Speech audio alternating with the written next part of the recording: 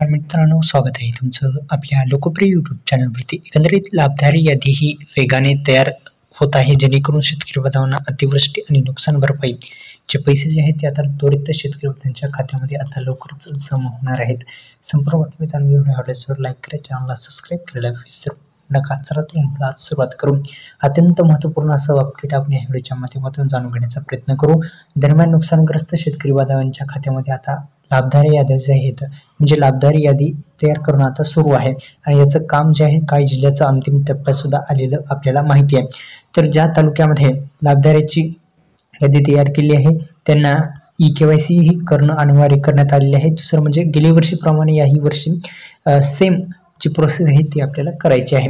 दुसरं म्हणजे आपल्याला नुकसानग्रस्त जे काही शेतकरी बांधव असतील त्यांनी आपापले कागदपत्रे ग्रामपंचायतच्या मार्फत तलाठी यांच्याकडे द्यायचे आहेत आणि ती याद्या तयार करून जी आर्थिक मदत आहे ती आर्थिक मदत तुम्हाला देतील आणि जेणेकरून शेतकरी बांधवांच्या खात्यामध्ये जे पैसे आहेत ते आधार संलग्न बँकेत भेटत असतात. त्यामुळं आधारला कार्डला बँक लिंक असणं पण फार महत्त्वाचं आहे. आधार कार्डला जर बँक लिंक नसेल तर ती पण करून घ्या, जेणेकरून तुम्हाला लवकरात लवकर जे लाभ आहे ते मिळू शकेल. तर फार महत्त्वाचं असं अपडेट होतं.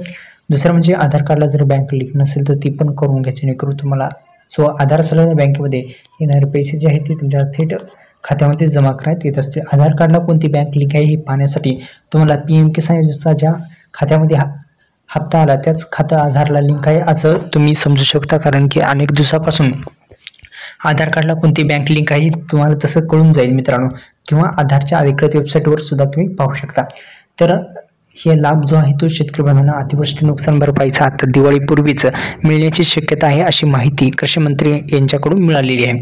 तर व्हिडिओला लाईक करा, चॅनलला सबस्क्राईब करायला विसरू नका. धन्यवाद.